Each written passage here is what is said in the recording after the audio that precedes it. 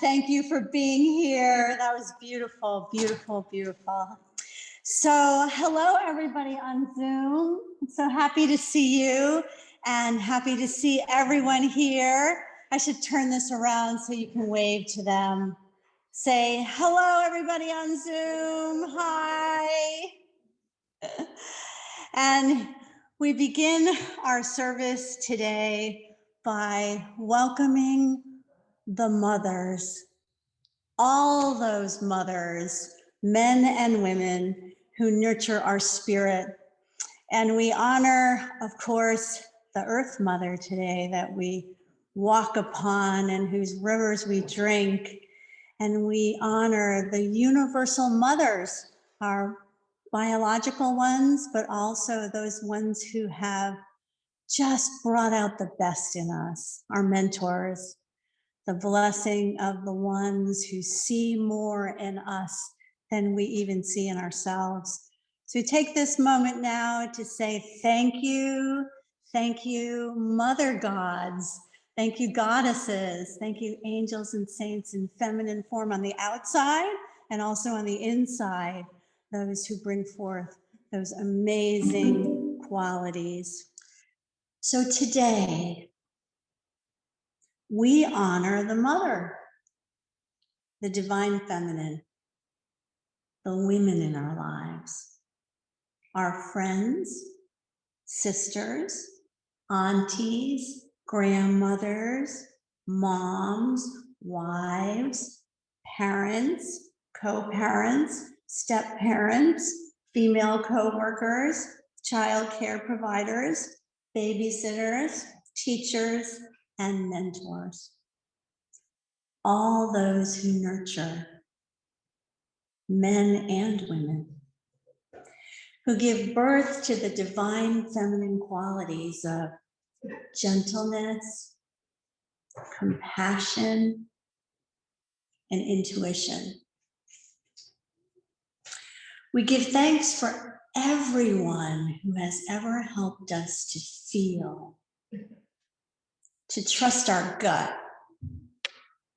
to reach out to others with tenderness, and to fiercely, like a mama bear, protect what we love. Since the beginning of life on earth, all across this land, long ago, before the period that we refer to as the Hebrew patriarchs of Abraham, Isaac, Jacob, and Joseph, way before that time, since the beginning of time itself, the mother goddess was worshipped. Known by many names in many lands as Isis, Ashtoreth, Tanatzin, Hathor, Sophia, Diana, Aphrodite, Inanna, Kali, Durga, Saraswati, Lakshmi, and Tara. Temples were built in her honor, and ancient caves were used for her worship and shamanic rituals. In the religions of the East, the Divine Mother comes in many forms. She is Kali, the Black Madonna, who stands on skull bones and has fire in her eyes, and her depth and her strength are unfathomable. Her intense gaze means sudden death to the ego. And you just don't want to mess with that aspect of the mother. And then there's Durga, the embodiment of beauty, enchantingly feminine, with fine facial features, and she's draped in garlands of gold. Her ears and bracelets are full of emeralds and rubies and diamonds, and crown jewels are in her hair, and she's standing on lotus flowers.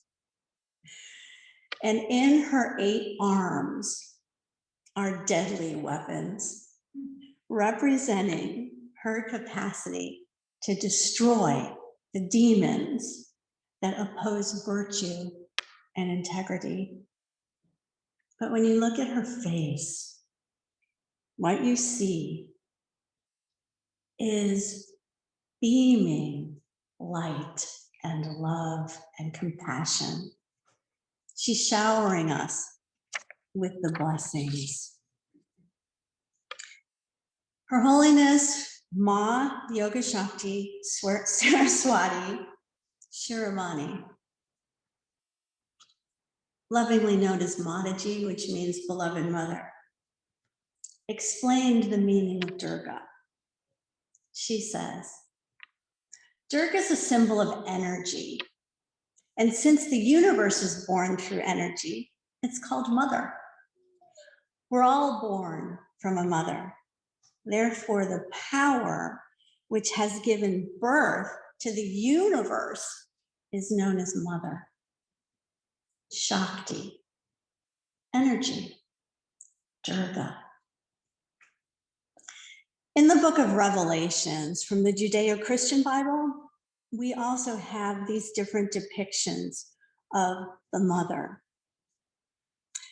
We have in the 12th chapter of the book of Revelations, the woman clothed with the sun, with the moon beneath her feet, and 12 stars in her crown, and she's floating in the blue sky of the heavenly realm.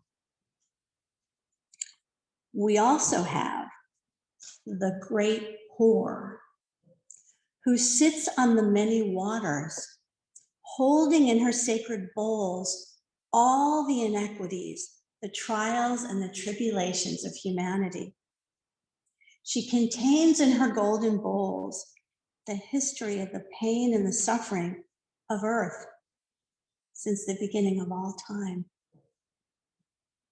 These two images represent the duality of the Abrahamic religions that created this idea that we're, half good or half bad, or a certain kind of person.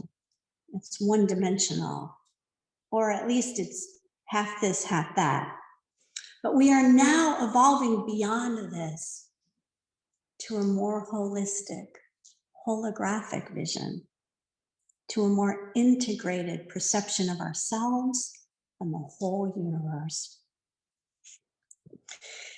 There are many kinds of women described in the Bible.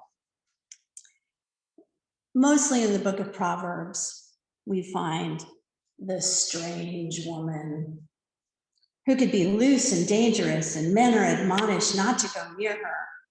There's the evil woman, the gracious woman who retaineth all honor, the foolish woman, the brawling woman. Better to dwell in a corner of a housetop than in a wide house with this one. Isn't that the truth, men and women? There's the angry woman with whom it's better to dwell in the wilderness than one such as she. There's the wise woman who builds her house well. There's the fair woman without discretion. She's like a jewel in a swine's snout. These women do not really exist. They're simply fleeting parts of the possibilities for human emotion and intense social interaction. The way that women are defined in the scripture and the way that women are treated in the scripture is a direct reflection of the humans who wrote it. All these kinds of women in the Bible are juxtaposed against the virtuous woman, the virgin. These two words are synonymous in the Hebrew Christian canon. And that might help you all to understand how the Virgin Mary gave birth to a son who became Jesus, right? Because the virgin means the virtuous woman, the sum of all the best human qualities. In that culture, it didn't really mean anything about whether or not you had sex. It meant that you had cultivated these virtues to the ultimate degree, that you were a virtuous, virginal, pure person. I spent a lot of time searching for the qualities of a virtuous woman in the many different translations of the Bible, from the Lambda version, from the Aramaic, from the New International Version to the King James, all these different versions, even the Children's Bible. And I came up with my own set of statements about the virtuous woman based on what I found. So I give it to you. The virtuous woman, who can find her? She is far more precious than jewels. The heart of her husband and her family trust. She will give no lack of gain. She does good and not harm. She puts her hands out to the poor, and she's not afraid, even of snow. For all her household is clothed in crimson, and she herself in fine linens in purple. which symbolize a very compassionate and beautiful soul. She opens her mouth in wisdom. Strength and dignity are her clothing. She laughs all the time. She laughs at the time to come. The teachings of kindness and compassion roll off her tongue. Her children rise up and call her happy. Her husband, too, he adores her. Many women have done excellently, but none surpass the virtuous woman. Isn't that beautiful? Because there is a divine, virtuous feminine in each and every one of us, male and female. Jesus said, God is like a mother hen gathering her chicks under her wing. We're all the mother hen in our unique, holographic expressions of the goddess. We all have these inner qualities, and they're just waiting there to be brought forth, cultivated, attained, and maintained through every thought, word, and action. How do we do this in this culture of greed, in this culture that is so focused on the negative? How do we become emotionally intelligent? How do we overcome selfish desires, delusions of the ego? How do we become nurturing, loving, compassionate humans? Not too tight, not too loose. That's the way. Meditation and practice of spiritual principles, moderately, contemplatively, in every moment of every day. Through doing the work, by training the mind, contemplating what we do, how we feel, and opening our heart. There's a mystical Persian poet by the name of Lala. She's from the 13th century, and they say that in Kashmir, there are only two sacred words, Allah and Lala. Allah, of course, means God. Lala means darling. And it means this amazing poet, saint. This is what Lala says. When you eat too much, you forget the truth. Fasting makes you conceited. So eat with some discipline and consciously be an ordinary human being. Then the door will open and you'll recognize the way. Some of those bathing in the sacred pools will never be free. Some who are doing housework are eternally free. Don't compare yourself to others. That's the worst ego trip. These are my two favorite lines of Lala. Your way of knowing is a private herb garden. Enclose it with a hedge of meditation, self-discipline, and helpfulness to others. Enclose it with a hedge of meditation, self-discipline, and helpfulness to others. Isn't that beautiful? Then she says, everything you've done will be brought as a sacrifice to the feet of the Mother Goddess. As you eat the herbs every day from your own garden, it becomes bare. And in your emptiness, you are set free. Lala says, drink the wine of your own poetry. She said, I did. I drank the wine of my own poetry, and it gave me the daring to take hold of the darkness in myself and cut it into 1,000 pieces. You are the goddess. You are of the goddess.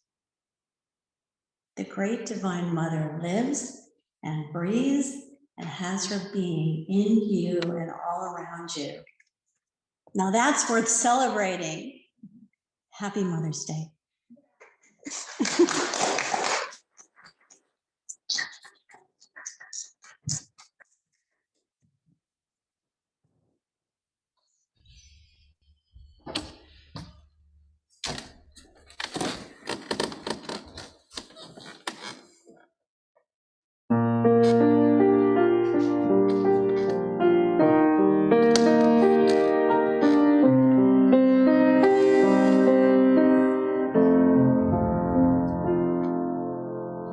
This is a lullaby just for you.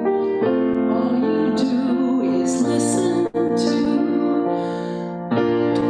Call back the child in you just this once. You'll find the happiness, the joy of long ago. What could be sweeter? What could you want more than this? If you entreat her, spirit will find you. What could be sweeter? Nothing is sweeter. Mother is spirit guide just for you. All you do is listen to. She is in everything that you do. You'll find your happiness, your joy in every day. What could be sweeter? What could you want more than this? If you entreat her, spirit will find you. What could be sweeter? Nothing is sweeter.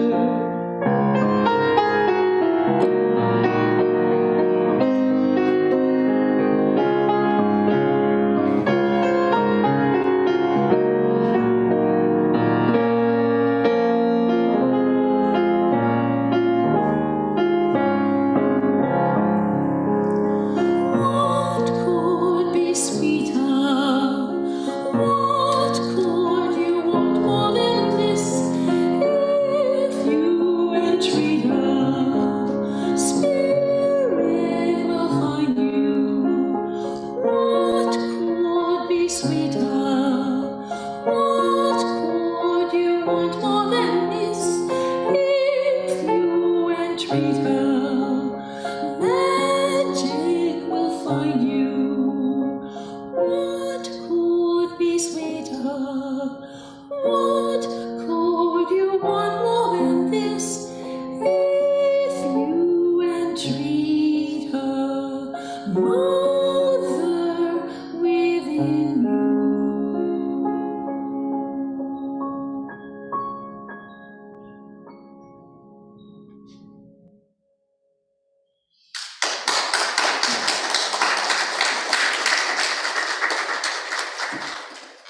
You just brought me to tears. That was just so beautiful. Would anyone like to share anything about their mother?